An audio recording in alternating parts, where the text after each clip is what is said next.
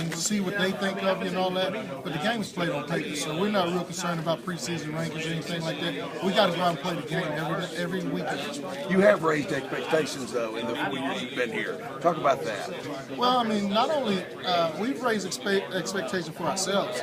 You know, our players, they have higher expectations. You know, I think going into a game, you know, when I first got here, you know, we're just trying to see if we can hang in there and maybe win one. Now we go in expecting to win every game, and I think that's the kind of mindset you've got to have.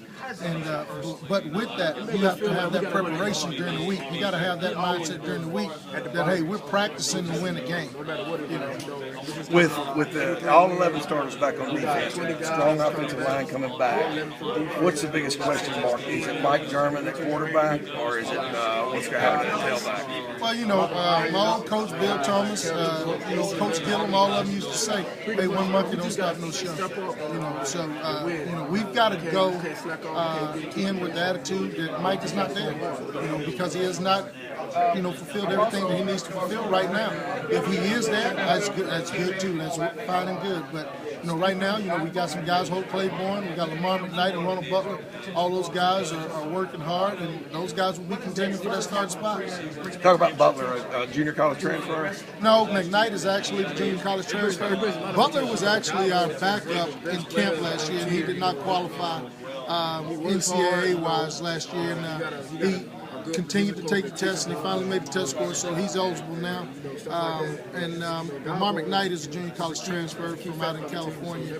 He's originally from Jersey, strong arm, very mobile kid, so we've got a couple options there that I feel pretty good about. What does Mike lack that he needs to get done?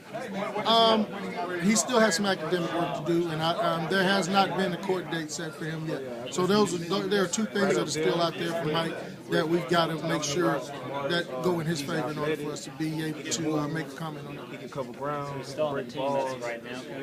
No, Mike is still suspended as of right now. So yes. with all of that, I feel like First on the depth chart. he can. Well, I mean, what I just say on paper. You You know, we rank number 3 on paper. So, you know, that paper doesn't mean anything.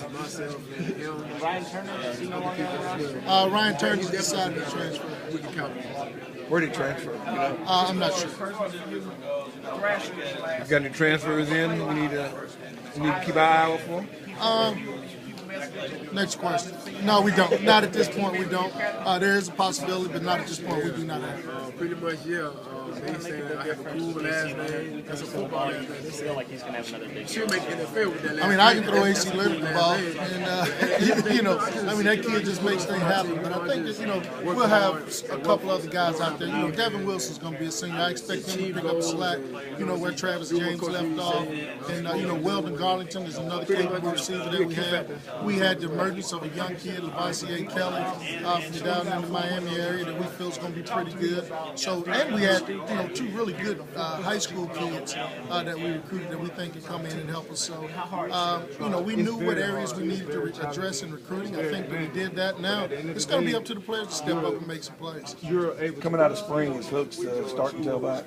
Coming out of spring, Hooks is starting tailback. But I tell you what, you know, you got Adam Davenport out of Riverdale, you got Tim Broughton, you got Darren Hall. There are a lot of guys back there. That offensive backfield is crowded. And I think, you know, we spoke the other day, and as I was watching Preston Brown play for the Nashville Storm, and I think I told you we'd never get in that position that we were in. I met my first year when Preston went down, and we had a couple other guys go down. So we're going to be stacked in the backfield. We've got some very capable guys back there. Give me a comment on Preston. Can he still get to the league? I really think he can. I think the kid just needs a chance. And as hard as he's working, I think somebody will see him. I don't know whether that's going to be in the CFL or the NFL, but he's special. And I think once he can prove that knee is stable, which I think I watched him run the other night, and he made some unbelievable cuts and did some things. So I'm really interested to see if anybody will give him a shot. How much on those young guys, the first 2 years on defense, really going to benefit you guys this year? It's going to benefit a whole lot. You're looking at one to my right here. You know, Thrasher played he played limited reps when he was a freshman, but I think he had to start against Southeast Missouri, and he got some valuable experience there. and then he's been a starter ever since then. So I'm really excited, to see how far these guys can take it. Especially, he said it as well. I say it all the time. I tell these guys, defense win championship. Offense sell tickets. So as we go on defense, that's how good we'll be.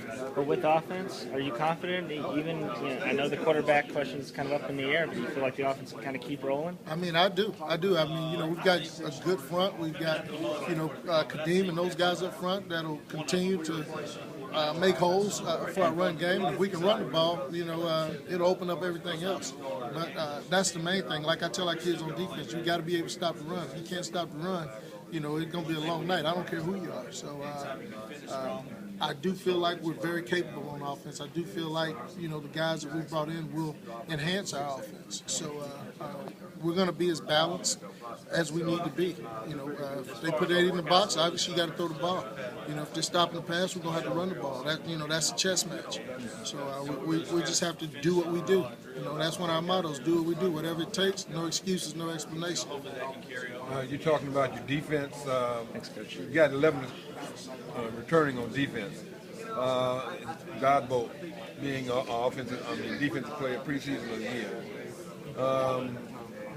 How is your defensive backfield? I know a lot of times you got burned on some long stuff last year. What are you looking for in your defensive backfield? I don't think that on the long stuff we had some guys out when we were burned on the long stuff.